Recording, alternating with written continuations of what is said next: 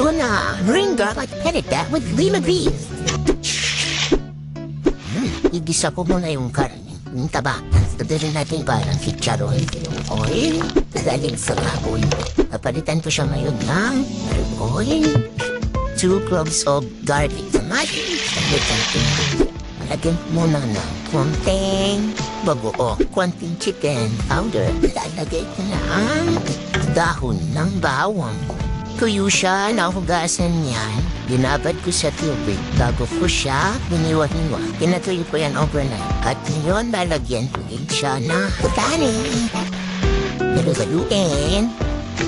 Nagtubig na siya ng konti. Luto na. Luto na ang bawang.